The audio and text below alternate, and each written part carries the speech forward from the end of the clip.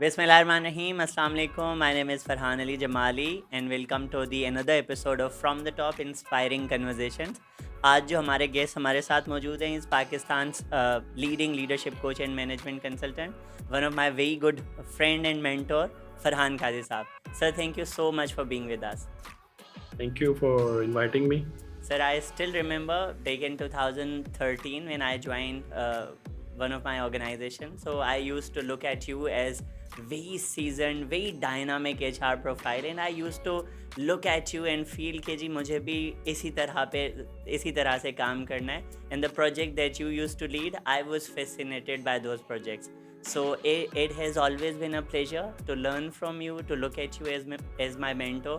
And definitely इस पूरी जो जर्नी है पिछले 8-10 बरस की, उसमें I seen your profile growing and it's been such a pleasure to have you. Thank you very much. It's my pleasure to have you with me, and thank you very much for this invitation. And I'm looking forward कि मैं किस तरह से share something with you and with the audience जो कि helpful हो. Sure sir. मैं सिर्फ आप बेसिक आइडिया जो इस पॉडकास्ट का है वो ये है कि डिजिटल स्पेस पे हम आप जैसे थॉट लीडर्स को जमा करें और उनसे लीडरशिप, वर्क प्लेस और वेल बींग से रिलेटेड बात करें.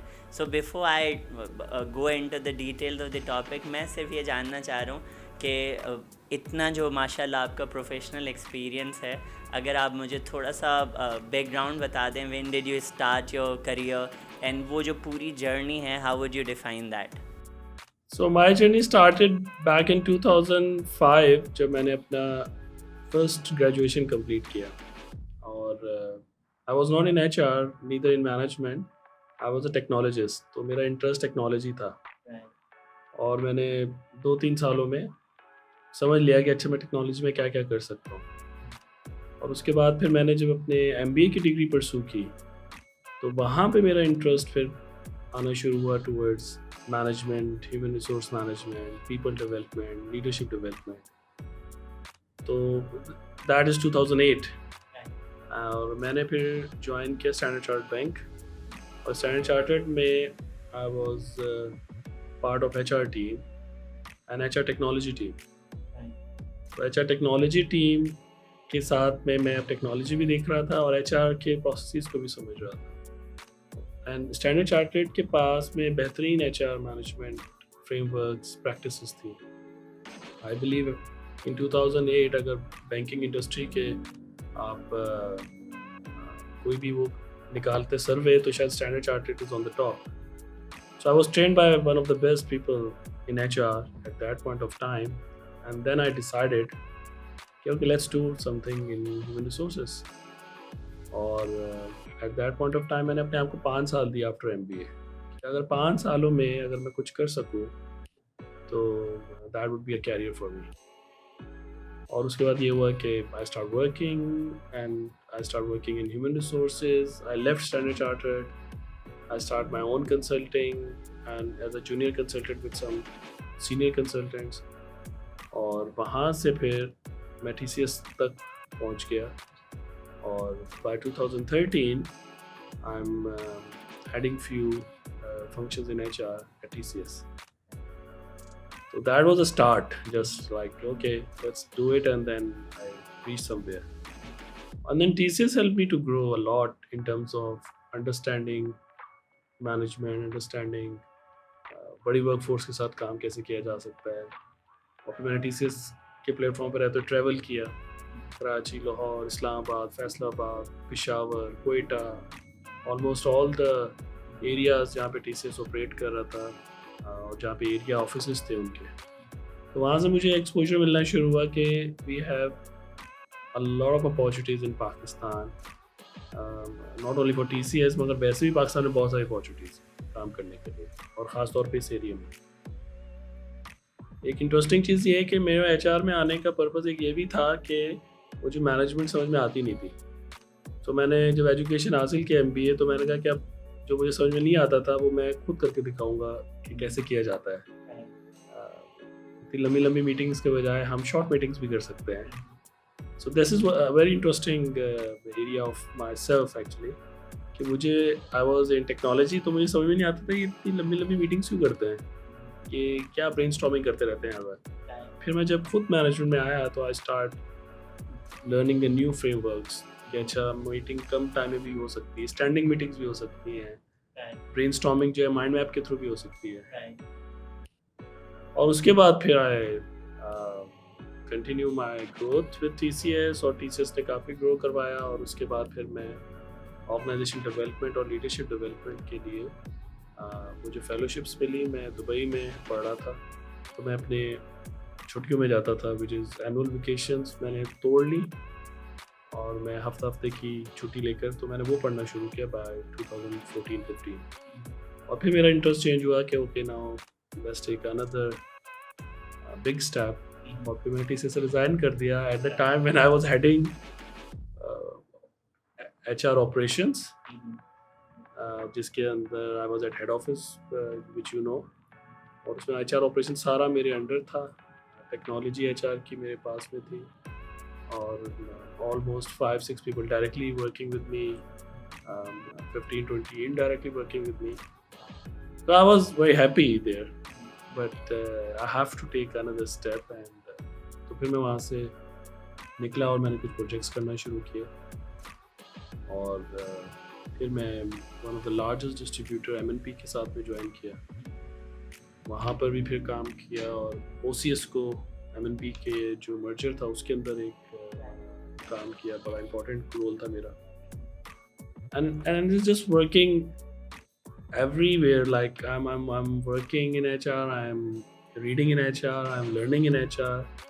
मैंने SHRM USA के सारे tracks complete किए, which is SHRM, SCP, CP, which is Senior Certified Professional, Certified Professional.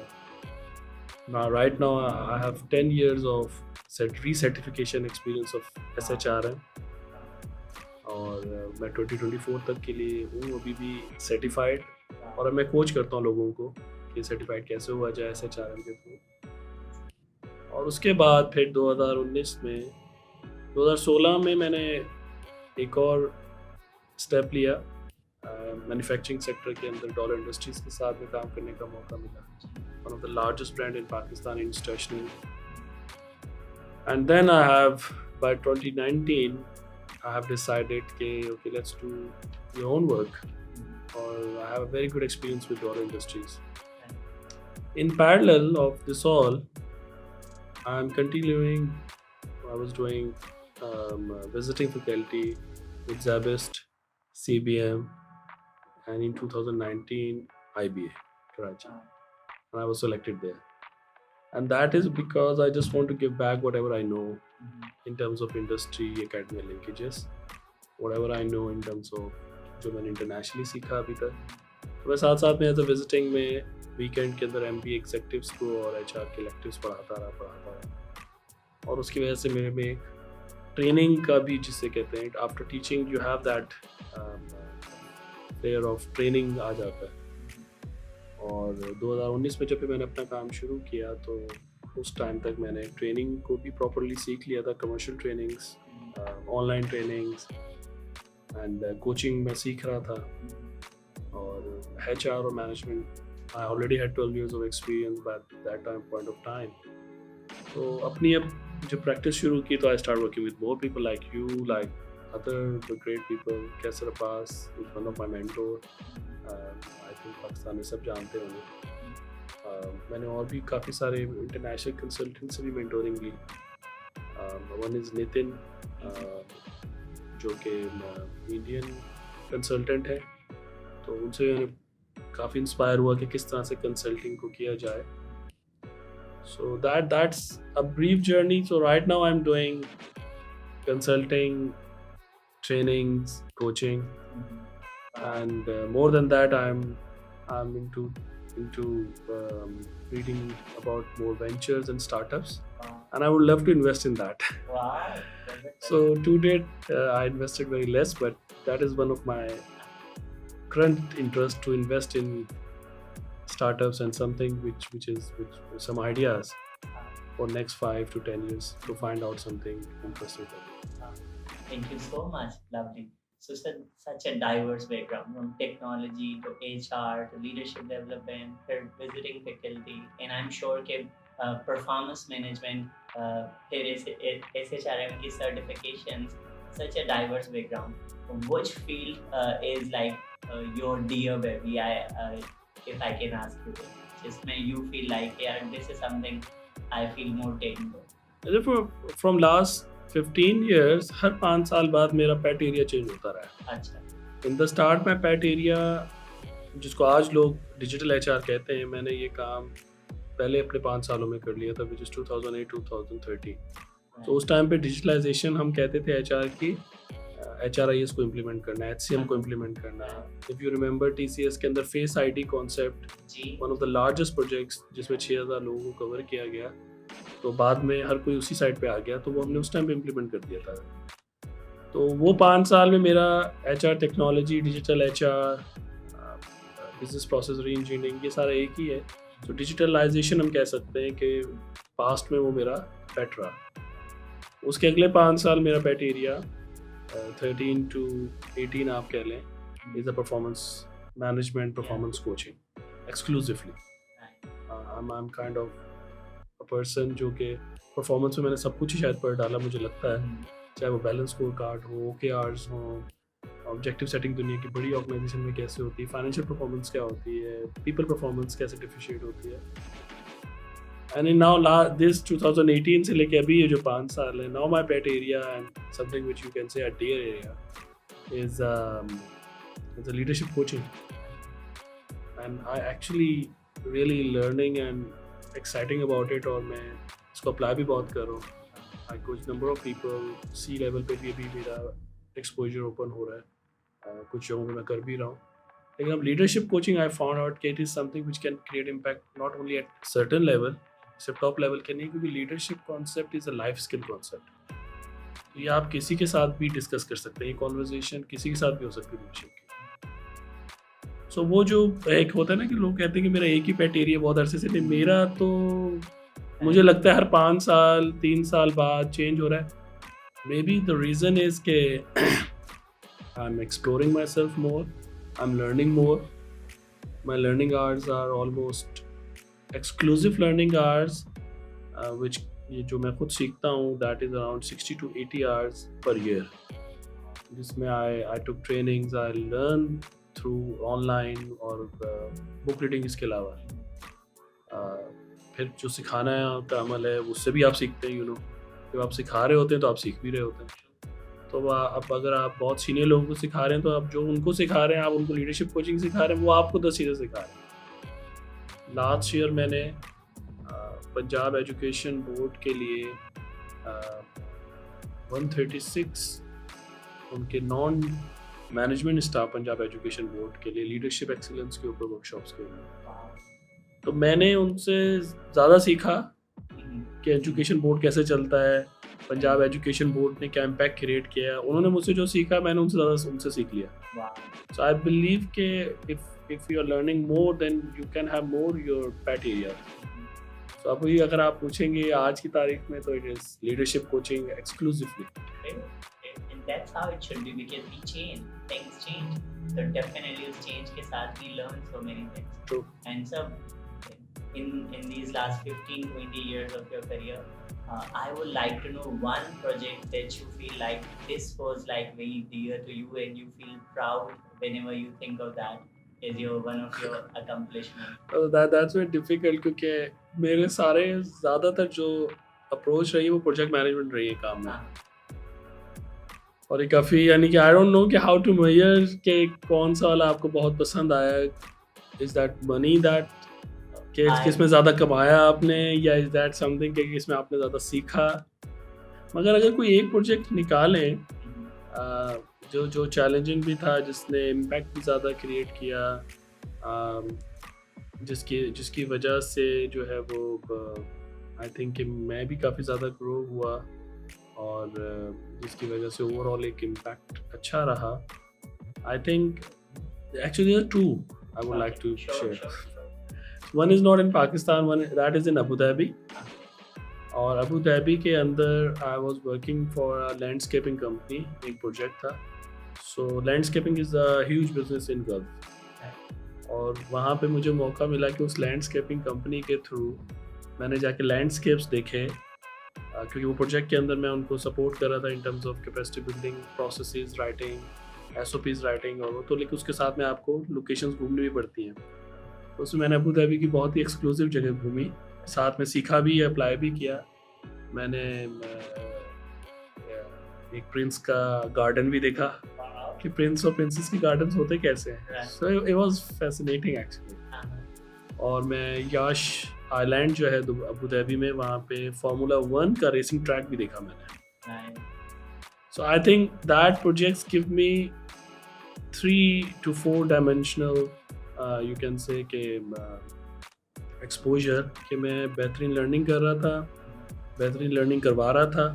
Multinationals थे सारे, Lebanese, locals there, Indians, Pakistani, Filipinos, तो मल्टी थाइस, तो मल्टी एक तो एनवायरनमेंट था, मल्टीनेशनल्स।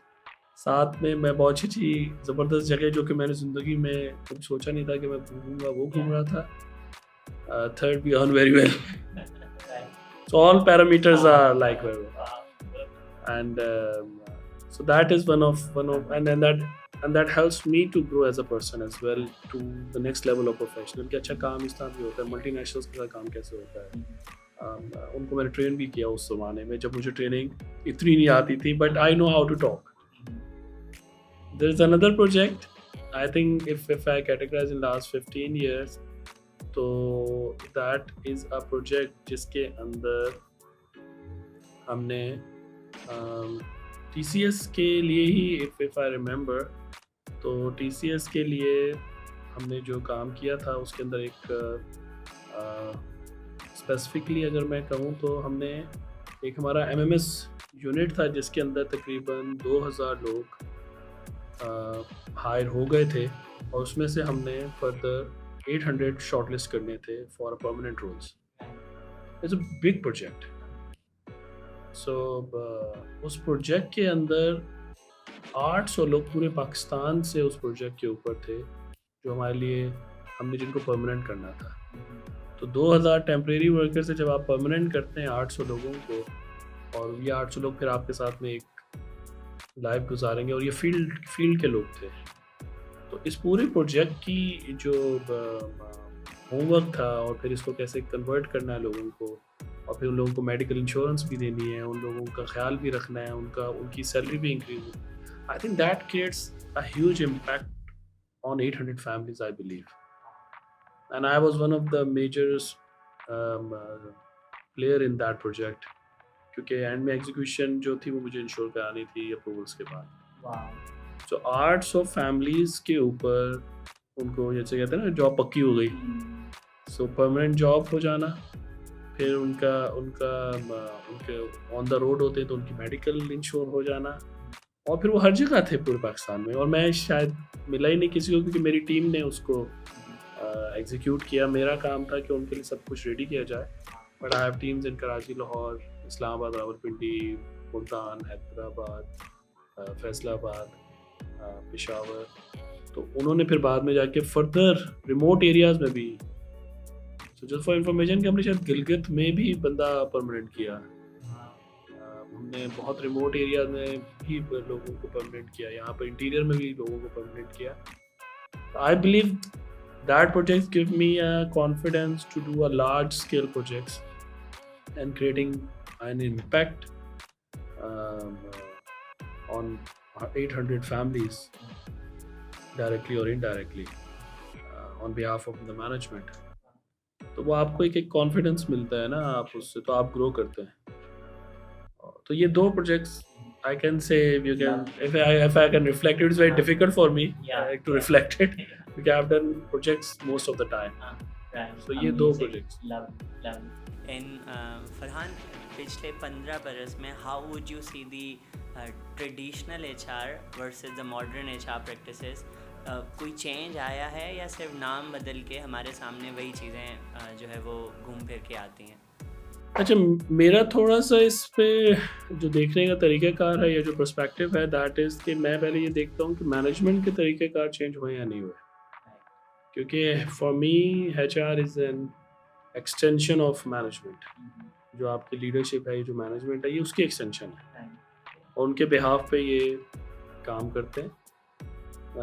तो पिछले 15 सालों में मैंने मैनेजमेंट और लीडरशिप में काफ़ी चेंजेस देखने में आया मुझे, और उसकी वजह से फिर एचआर में चेंजेस आए। सो अगर मैनेजमेंट में someone is young enough, is there, जो कंटेम्प्रेरी हो, जो चेंज चाहता हो, तो आपको एचआर में भी बहुत चेंज नज़र आएगा।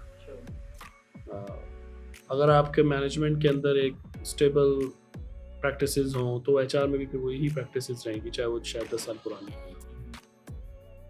तो in short if you ask me, अगर मैं बात करूं कि as a practices overall human resources में क्या फ़र्क है, तो काफ़ी फ़र्क है।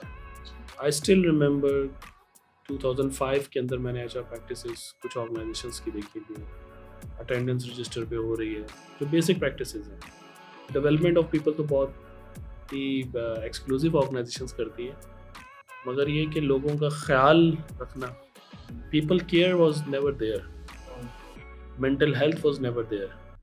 सो ये जितने नए कंटेम्प्रेरी कॉन्सेप्ट्स आ रहे हैं, अच्छा business partnering was never there, mental health के बारे में कोई बात नहीं करता था, डाइवर्सिटी, इक्विटी, इंक्लूजन के बारे में पास में कोई बात नहीं करता था। ये जो पिछले 5 साल में हमें नज़र आया है, जिसमें still we are not mature enough, काफ़ी काम हो रहा है, लेकिन still we are far behind अगर हम international standards of diversity, equity, inclusion के लिए। आज भी आप जाएं बहुत सारे वर्क प्लेसेस पे, आपको वो लोग जो कि चैलेंजिंग हो अपनी लाइफ में वो नज़र नहीं आएंगे, जिनके पास में एटलीस्ट बहुत ही ज़बरदस्त माइंड है, beautiful, they must have a beautiful mind, मगर मे भी शायद वो उसके हाथ से या किसी बॉडी पार्ट से वो चैलेंज्ड हो, लेकिन आपको नज़र नहीं आएंगे। आप घूमते रहते हैं, आप एक वर्क प्लेस पे जाएं, एक फ्लोर पे जाएं, you hardly find out those people.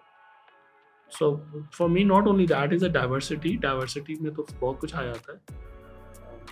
Gender में हमारे पास में अर्बन एरियाज में भी कुछ कंपनीज में काफ़ी अच्छी है डाइवर्सिटी, मगर स्टिल जेंडर में भी we are far behind. Mainstream में नहीं है अभी तक हम, जिसमें मेन स्ट्रीम में बैलेंस हो कि दोनों जेंडर्स आ रही हैं। सो ये सारे टॉपिक्स नहीं थे पास्ट में।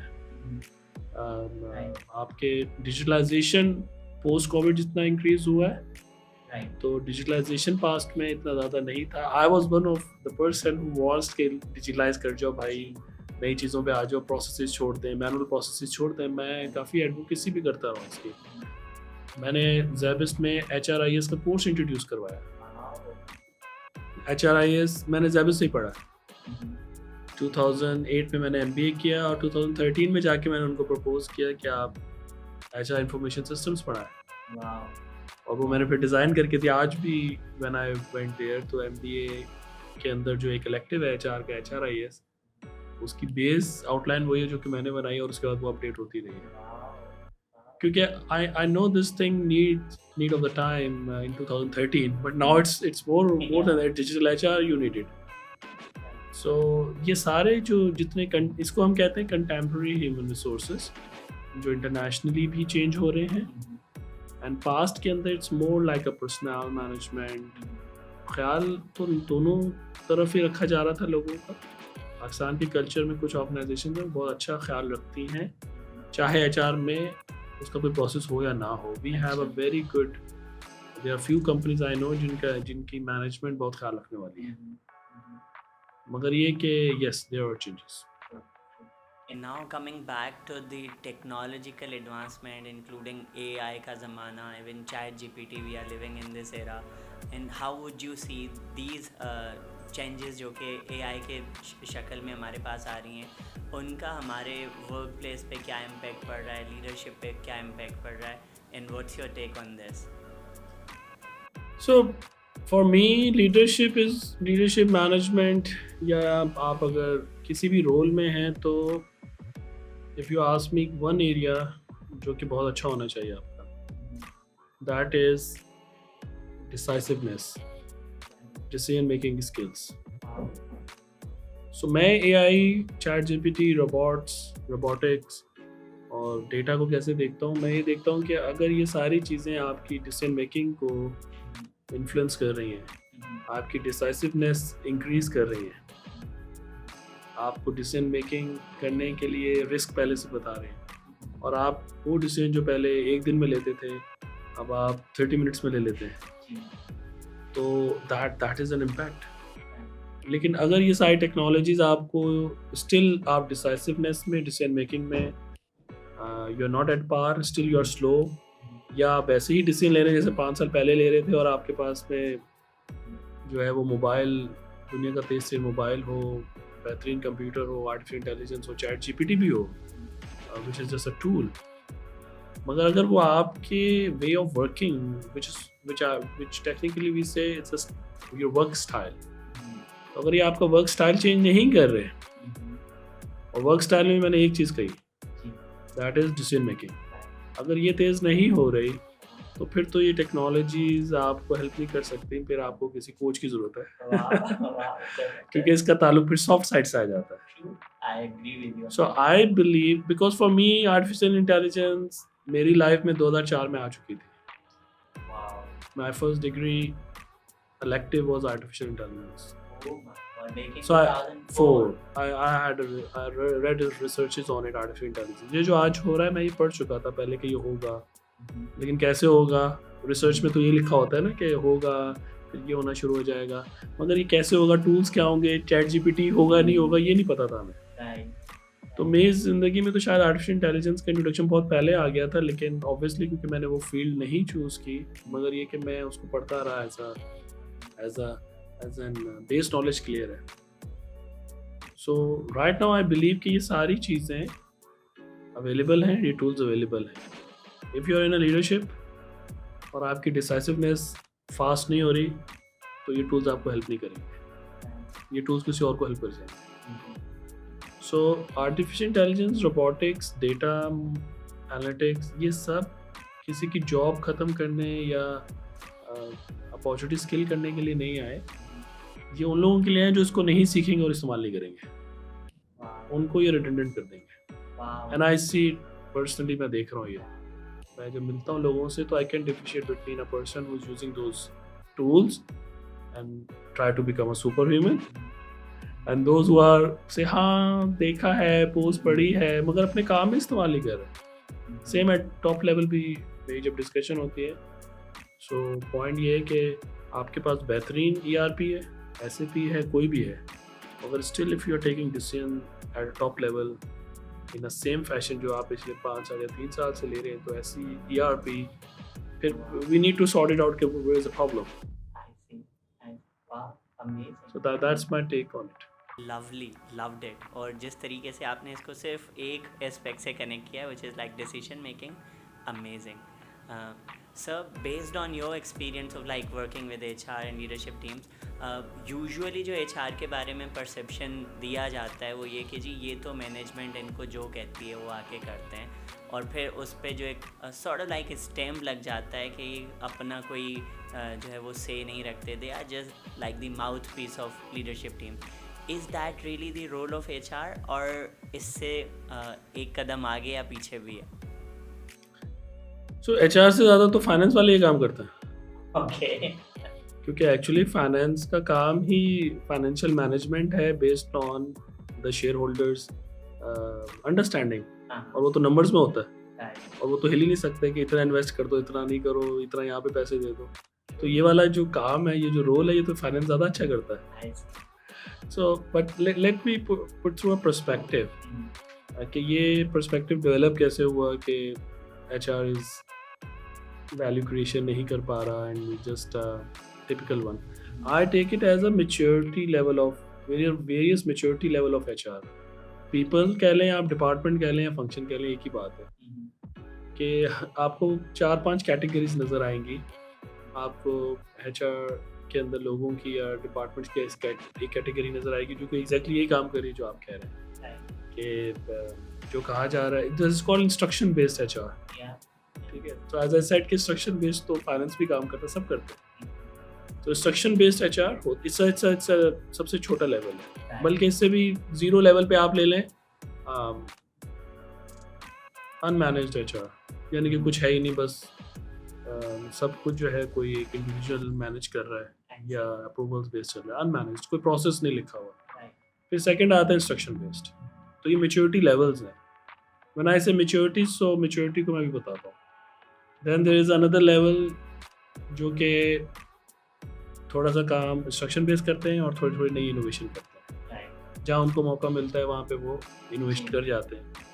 फिर एक लेवल आता है जहाँ पर मैनेज्ड ह्यूमन रिसोर्सेज आना शुरू होता है, जो कि एक्चुअली स्टेक होल्डर्स चलाते हैं। तो स्टेक होल्डर्स में आपका लीडरशिप आ सकती है, तो लीडरशिप ने और पीपल भी आ सकते हैं। सो लीडरशिप और पीपल मिल के ये डिसाइड करते हैं कि ये पॉलिसीज़ होंगे, ये प्रोसीजर्स होंगे, ये पॉलिसीज़ इस काम के लिए हैं, ये पॉलिसीज़ लोगों के ख्याल रखने के लिए, ये पॉलिसीज़ लोगों के कंपनसेशन के लिए, ये हायरिंग ऐसे होगी, ये दैट इज़ मैनेज लेवल। फिर एक और नेक्स्ट लेवल आता है, जब आप मैनेज हो जाते हैं तो फिर आप आते हैं डेवलपमेंट पे, where you start developing other departments and skill of people. और वो फिर जाकर टेक्निकली जब वो डेवलप होते हैं तो वो टेक्निकली रिजल्ट्स प्रोड्यूस करते हैं। तो एचआर का काम डेवलपमेंट हो गया फिर, जिसमें ये coaching, mentoring, training and development आती है। फिर एक और लेवल आता है मैच्योरिटी का, and that level is about caring employees, employee engagement, employee wellbeing, diversity, inclusion, culture. बल्कि कल्चर यहाँ नहीं आएगा, फिर एक और लेवल आता है, that is called cultural development. So you see कि ये मैच्योरिटी लेवल्स हैं। बिलअमूम हम पर्सपेक्टिव ये देखते हैं, हमारी आदत है इन जर्नल भी, आम लाइफ में भी और इन कॉर्पोरेट भी, कि हम वो देखते हैं जो कि सही नहीं हो रहा, और हम वो नहीं देखते जो बहुत कुछ सही हो रहा है, बहुत सही जो हो रहा है। ये सारे मैच्योरिटी कर्व्स मैंने देखे हैं पाकिस्तान के अंदर वेरियस ऑर्गेनाइजेशन में, और पाकिस्तान से बाहर भी देखे। सिर्फ पाकिस्तान में नहीं है, पाकिस्तान के बाहर भी हर लेवल की ऑर्गेनाइजेशन आपको मिलेगी। तो एज आई सेड कि मैं SHRM के पैनल पे हूँ, तो वहाँ उनकी प्रैक्टिसेस SHRM की, वो as a certified member I have access of data, उनकी प्रैक्टिसेस 40 कंट्रीज़ में उनके पास में उनके प्रोफेशनल्स हैं, तो वो शेयर करते रहते हैं नॉलेज। तो ये वाले जो हमारे मसले हैं, ये हर जगह पर, हर दूसरी कंट्री के अंदर ये मैच्योरिटी है। मैच्योरिटी हम कहते हैं किसको है, कि अगर हमें ये समझ में आ जाए, मैच्योरिटी कहते हैं हम कैपेसिटी ऑफ समवन। आपकी as an HR individual, as a leadership individual, as a management individual capacity क्या है? Are you competitive enough to sit at C level? Are you competitive enough in terms of coming up with the ideas? आप leadership के साथ बैठते हैं, CEO या किसी भी लेवल के साथ, आप अगर एक्सपर्ट हैं ह्यूमन रिसोर्सेज के, तो आपके पास में एक या दो सोल्यूशन नहीं होंगे। अगर CEO या COO या कोई भी लेवल आपको एक या दो सोल्यूशन बताएगा, आपकी कैपेसिटी होनी चाहिए कि आप 15 सोल्यूशन बताएं। Then you say and then you they look at you as a कि अच्छा ही और she can add value. So ये द प्रॉब्लम इज, हम सबको ये जो डेवलप भी कर रहे होते हैं, लोगों को लर्निंग एंड डेवलपमेंट करा रहे हैं, लेकिन अपनी लर्निंग एंड डेवलपमेंट कहाँ है? As an HR person, L&D person, how much you learn over the last 1 year? आप खुद कितना ग्रो हुए हैं? आपने आपके अपने exclusive number of hours of learning कितने? So if you want to develop people, आपने डेवलप तो कर दी, आपने 1-2 करोड़ का बजट भी चला दिया लर्निंग एंड डेवलपमेंट का कंप्लीट ऑर्गेनाइजेशन के लिए, but that is operational thing. आपने खुद कितना सीखा, आपने खुद कितनी सर्टिफिकेशंस ली, आपने खुद कितनी लर्निंग की, सो आपकी कैपेसिटी नहीं बढ़ी, पूरी ऑर्गेनाइजेशन की कैपेसिटी बढ़ रही है। और जिनकी कैपेसिटी बढ़ा दी है, वो आप ही को फिर पॉइंट आउट करेंगे कि आप क्या कर रहे हैं। So this concept, in a technical term, we say this thing internationally, benchmark है, that is called value creation. So are you creating a value? Yes or no? That tells about the maturity of HR. और value creation को समझना पड़ता है। तो value creation is something कि जो है उसके नेक्स्ट लेवल पे क्या आप क्रिएट करने जा रहे हैं। आप लोगों का इतना स्किल तो है, इसके ऊपर कितना स्किल क्रिएट करोगे? People already are competent enough, what else you can do for them? Mental health और वेलबींग पहले से, उसके ऊपर what is new you are coming up, जो कि इम्पैक्ट क्रिएट करे एज एन इंडिविजुअल कंपनी के अंदर, लोगों की ज़िंदगी पे, स्टेक होल्डर की ज़िंदगी पे। ये वैल्यू क्रिएशन की साइड से आप सोचना शुरू करेंगे, तो फिर HR की क्रेडिबिलिटी और मैच्योरिटी इंक्रीज होगी। Thank you sir, thank you so much, amazing, loved it, and I must say inspiring. सब एक और चीज़ before I move on to the next segment, which is like, ये जो हमारे पास अभी जैसे आपने नाम दिया कि मॉडर्न या कंटेम्पररी जो कॉन्सेप्ट्स आ रहे हैं, how would you look at these? For example DI के प्रोग्राम्स देख लें आप, जो है वो मेंटल हेल्थ के प्रोग्राम्स देख लें. इज़ दिस लाइक इनफ कि हम साल में कोई एक दिन इनके लिए सेलिब्रेट कर दें? Would you find all these जो कि काम हो रहा है, is this sufficient enough for Pakistani corporate industry, और आप देख रहे हैं कि हम बहुत पीछे हैं या हम आगे? How do you see this? So if you ask me candidly, I believe कि ये जितनी interventions जो होती हैं, we call it interventions, small projects कहते हैं इसको हम, कि आपने 6 महीने, साल या 3 महीने के अंदर कोई एक काम कर लिया मेंटल हेल्थ या इससे रिलेटेड, ये सारी चीज़ें. If you ask me, based on my perspective, इसका ज़ीरो इम्पैक्ट है, इसका कोई इम्पैक्ट नहीं है. उसकी रीज़न है, इसके बेसिक्स को समझना पड़ेगा. इंक्लूजन करवाने के लिए, डाइवर्सिटी क्रिएट करने के लिए, मेंटल हेल्थ को इंश्योर करने के लिए, and correct me if I am wrong, ये लाइफ स्टाइल्स हैं एक्चुअली. सो जो चीज़ लाइफ स्टाइल है, अगर आपने कॉर्पोरेट में भी करना है तो आपको रोज़ाना उस पर काम करना पड़ेगा. मेंटल हेल्थ 3 महीने के बाद वाली काम नहीं है Farhan, you know this thing. Mental health is a daily thing. आप मेडिएशन करवाते हैं आप, तो मेडिएशन आप ये कहते हैं कि हफ्ते में एक दिन करें या महीने में एक बार करें, आप क्या कहते हैं? Daily process. तो बेसिक्स को पकड़े ना. ये प्रोजेक्ट्स और इंटरवेंशन तो शायद हम ब्रांडिंग के लिए कर रहे हैं, लिंक्डइन पे दिखाने के लिए कर रहे हैं, या मेरे KPI होंगे. So I have to be very much candid कि अच्छा मेरा KPI तो मैंने ना इस साल 4 प्रोग्राम करने हैं, और मेरा KPI, it's not about you. One thing I always said to HR people and leadership, अब मैं लीडरशिप को कहता हूँ, when you're designing something, when you are doing something, when you are approving a policy, और कोई भी आप छोटी सी छोटी चीज़ भी कर रहे हैं या बड़ी से बड़ी प्रोजेक्ट भी, it's not about you, it's about them. जिनके ऊपर ये अप्लाई करेंगे, जिनकी लाइफ में चेंज आएगा. तो आई एम नॉट सेइंग कि ये आप 3 महीने के बाद ना करें, मेंटल करें, ज़रूर करें. मैं ये कह रहा हूँ कि इमेजिन करें कि अगर मैं कोई रोज़ाना के बेसिस पे छोटे छोटे रिमाइंडर्स दूँ, मेडिएशन के ऑफिस के अंदर 15 मिनट का एक योगा सेशन करा दें.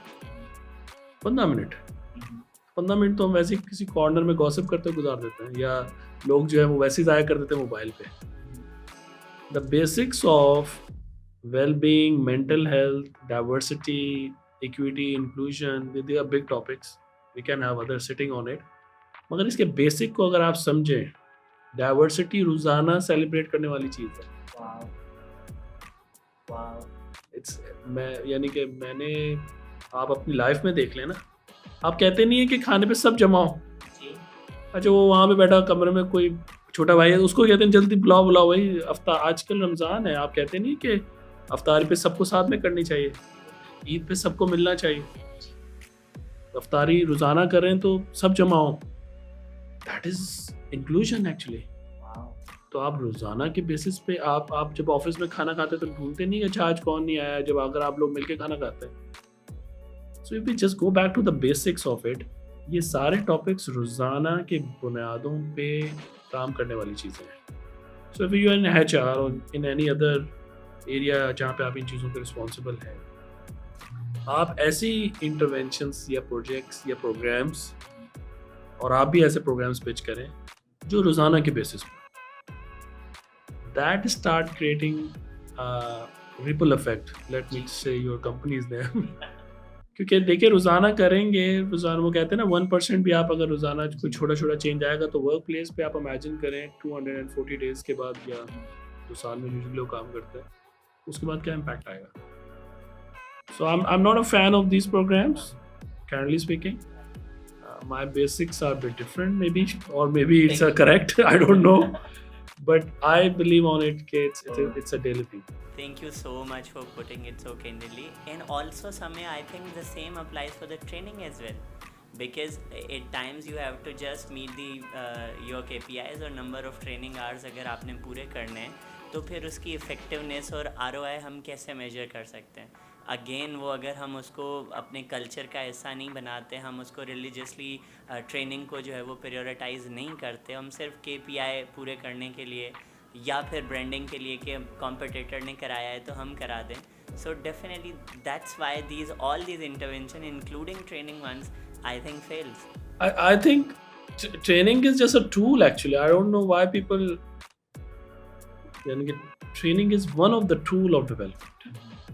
यानी कि उसको as a exclusive I don't know किस तरह से हमने ले लिया, क्योंकि ट्रेनिंग, क्योंकि अल्टीमेट जो पर्पस है we all know it's about learning, और उसका भी अल्टीमेट पर्पस है इम्पैक्ट।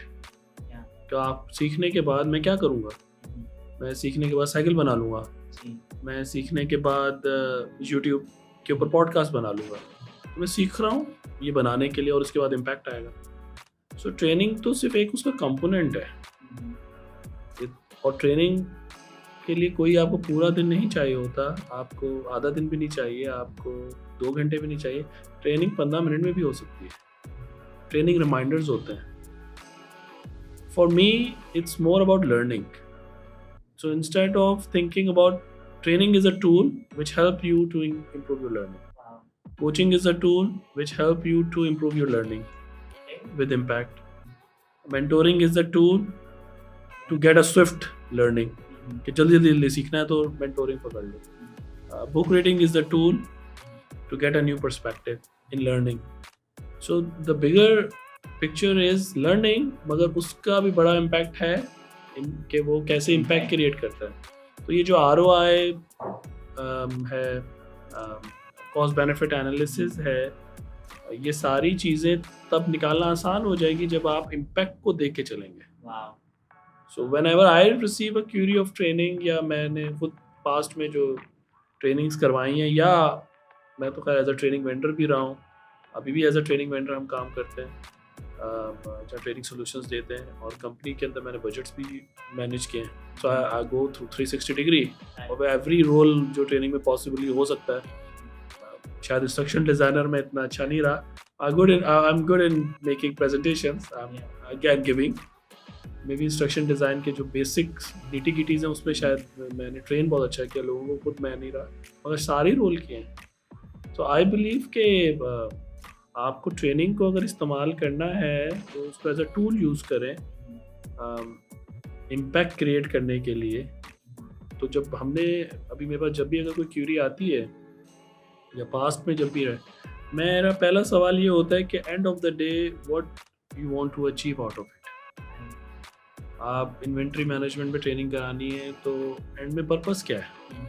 पर्पस इन्वेंट्री मैनेजमेंट सिखाना है, या इन्वेंट्री के जो टर्नओवर है उसका टाइम रिड्यूस करना है? That is equals to money actually. आपका वेयर हाउस कितनी जल्दी खाली होता है ये आपकी कॉस्ट बचाता है। तो पर्पस ये होना चाहिए ना, सिखाना थोड़ी है पर्पस, सिखाना तो अमल है, एक इनलाइटमेंट है। बिहेवियर सही कर, आपने कम्युनिकेशन स्किल्स जैसे भी एक आई हुई थी क्यूरी, तो कम्युनिकेशन स्किल्स में इंग्लिश लैंग्वेज सिखाना पर्पस नहीं है, क्लाइंट इंगेजमेंट पर्पस है। क्लाइंट इंगेज होगा तो मसले कम आएंगे, क्लाइंट इंगेज होगा तो और बिजनेस देगा, तो अल्टीमेटली तो बिजनेस लेना पर्पस है इंग्लिश सीख के, तो उधर से चले ना। अब अगर आप चलेंगे ट्रेनिंग में कि जी ये सीख, आई अंडरस्टैंड लार्ज ऑर्गेनाइजेशंस के साथ भी काम किया मैंने, one of the largest bank के साथ में अभी लास्ट ईयर मैंने सिर्फ लर्निंग एंड डेवलपमेंट की 3 ईयर स्ट्रेटजी के ऊपर काम किया कि अगले 3 साल में आपकी लर्निंग एंड डेवलपमेंट स्ट्रेटजी होनी कैसी चाहिए। तो उसके अंदर हमने देखा कि बहुत सारी ट्रेनिंग्स हो रही हैं और करानी है। So I start working with them कि ओके इसका इम्पैक्ट किधर जा रहा है और आप इतना काम कर रहे हैं, and they are doing wonderful job. So point ये है कि अगर आपको कॉस्ट बेनिफिट एनालिसिस निकालना है, return on investment on training निकालना है,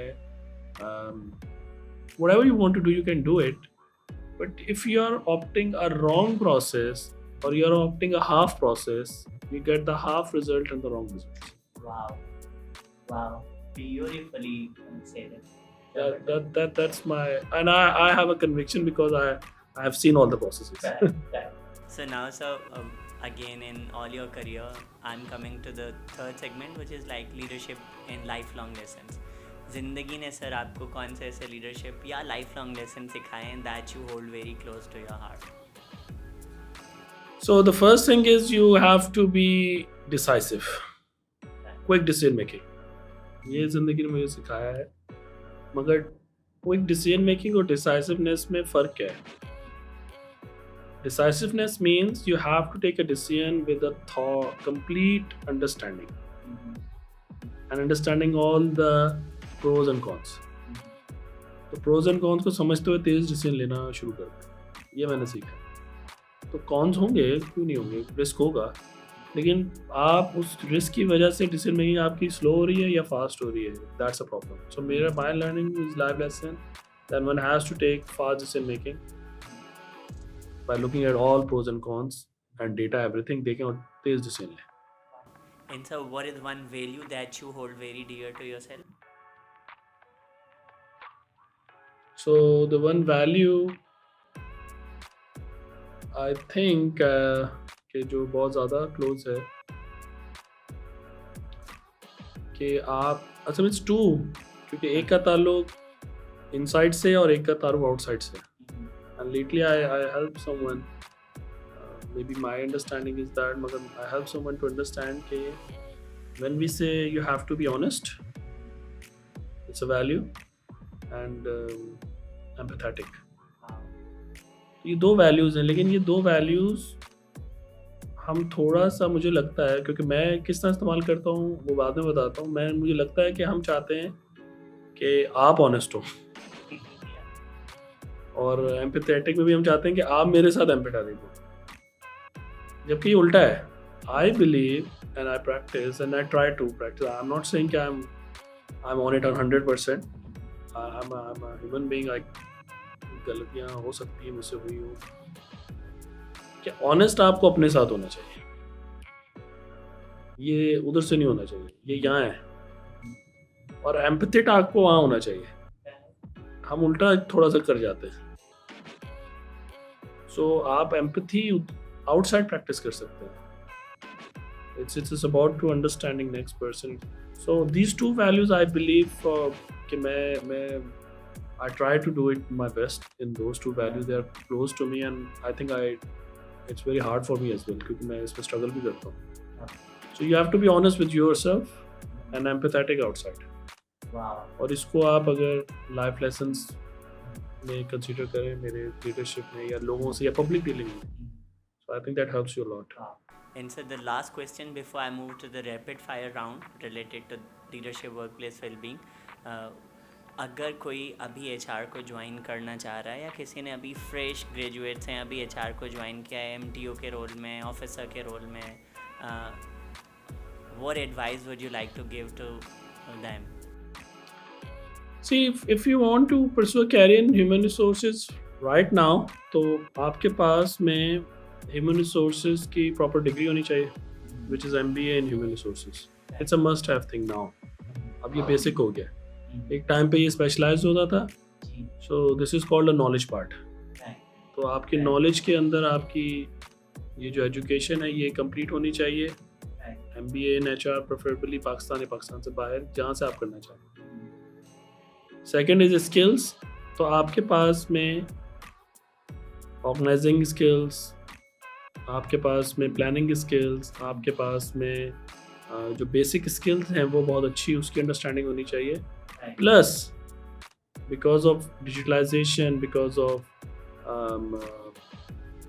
ये जितना नया काम हो रहा है, आर्टिफिशियल इंटेलिजेंस, सो आपके पास में बेसिक जो स्किल्स हैं वो तो हमेशा रहेंगे। कम्युनिकेशन स्किल्स, रिटर्न, वो अच्छी होनी चाहिए, लेकिन साथ में आपके पास में लेटेस्ट स्किल्स होने चाहिए। Artificial intelligence in human resources, augmented reality in human resources, blockchain in human resources. So along with your degree you have these kind of skills. Data analytics in human resources, आपको text से भी होना चाहिए, आपको human capital engineering के बारे में पता होना चाहिए। That's a very heavy word, but what is this you can search out of it, कि आप ह्यूमन कैपिटल क्रिएट करें, ऐसे लोगों को डेवलप करें जो आपके लिए कैपिटल जनरेट करें और इसको साइंटिफिकली करें। सो आपके पास अगर आप स्किल डेवलपमेंट करना शुरू कर दें विद रिटर्न्स माइंडसेट के, लोग आपको रिटर्न देंगे, लोग आपको उसके ऊपर जैसे फ्रीलांस मार्केट है, तो आपने अगर 50 बंदे रेडी कर लिए फ्रीलांस मार्केट के लिए, तो वो आपको कमा के देंगे. That is called human capital engineering. So ये skills along with your fresh हैं आप, तो ये सारे skills as a MBA HR plus ये स्किल्स आप सीख सकते हैं, क्योंकि सीखने के बाद ही तो अप्लाई करेंगे, तो ये होने चाहिए. सो नॉलेज, स्किल्स, फिर आता है एबिलिटी. एबिलिटी में आई believe that what I feel कि जो मुझे गैप नज़र आया है कि हमारे पास में परसुएशन माइंडसेट नहीं है, इन्फ्लुएंसिंग माइंडसेट. यानी कि जब आप यंग हैं तो तब आपको ये परसुएशन, हम बाद में सीखते हैं परसुएशन, पहले झिझकते हैं. इन्फ्लुएंस करना बाद में सीखते हैं, और पहले हम जो है वो, जबकि इन्फ्लुएंसिंग स्किल्स तो आप कभी भी इस्तेमाल कर सकते हैं. लेट्स टेक एग्जांपल ऑफ ये जो सोशल मीडिया इन्फ्लुएंसर्स हैं, तो ये वही तो स्किल था जो कि कोई इसके लिए कि आपके एक्सपीरियंस या एज की कैद नहीं है. सो आपको ये persuasion skills, influencing skills, leadership skills, ये एबिलिटी में आते हैं, क्योंकि ये आप अपनी लाइफ पे भी इस्तेमाल कर सकते हैं. सो इन 3 एरियाज को अगर आप अपने आप को इस 3 एरियाज में डिफरेंशिएट कर लें, very good education, hybrid skills कहेंगे हम इसको, जिसमें सॉफ्ट प्लस टेक्निकल स्किल्स और फ्यूचर स्किल्स भी कह सकते हैं, plus ability of leading your life, self leadership, influencing, convincing.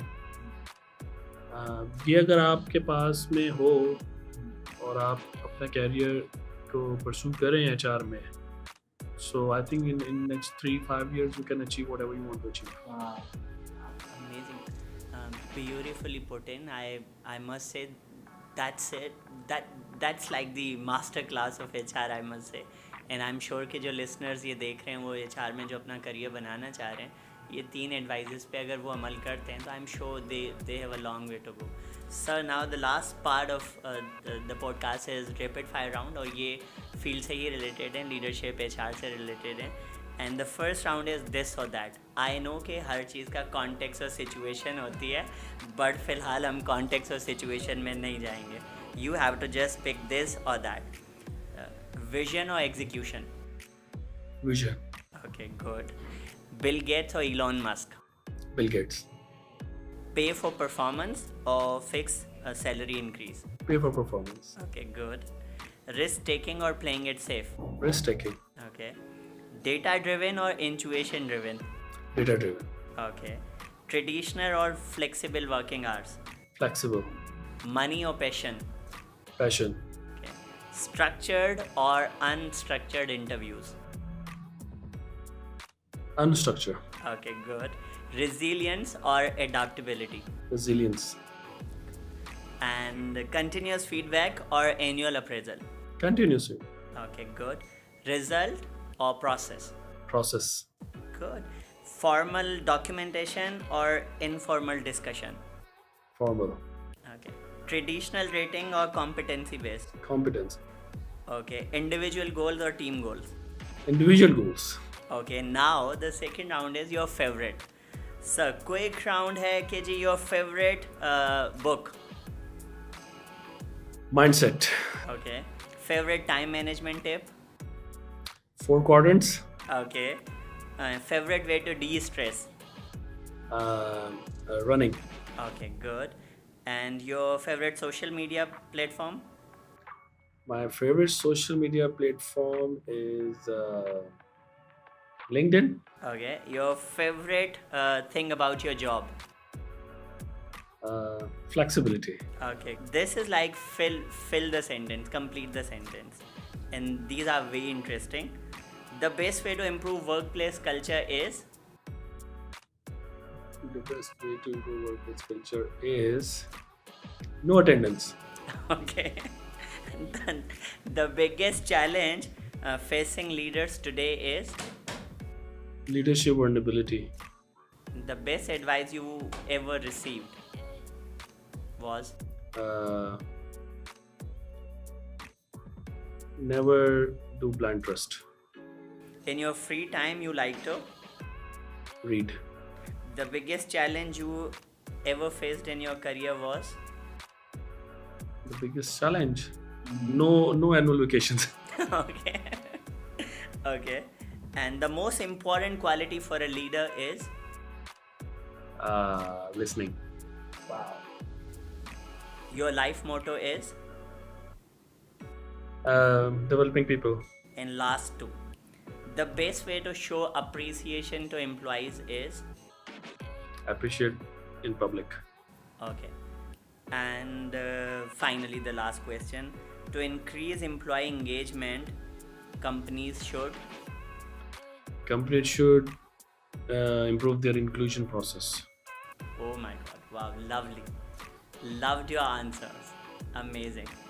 I just say whatever comes to my mind. Lovely.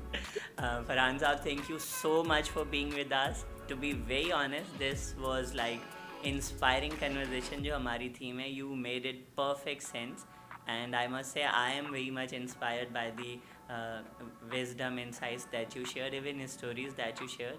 And I'm very sure कि जो हमारे listeners हैं उनके लिए भी आज की जो podcast है इसमें सीखने को बहुत कुछ मिलेगा. So thank you so much for your time. Thank you very much. I really enjoy that conversation with you, and it helps me to reflect a lot. And the questions, answers it's really inspiring actually for me as well to reflect on something जो कि शायद आप usually नहीं कर रहे होते. And I hope कि लोगों को audience को इससे फायदा हो. They can approach me on LinkedIn. I would love to help them. I love to mentor people if somebody needs me. So it's pleasure. Lovely. Lovely. Thank you so much. Thank you, sir. Okay, ji. See you in the next episode.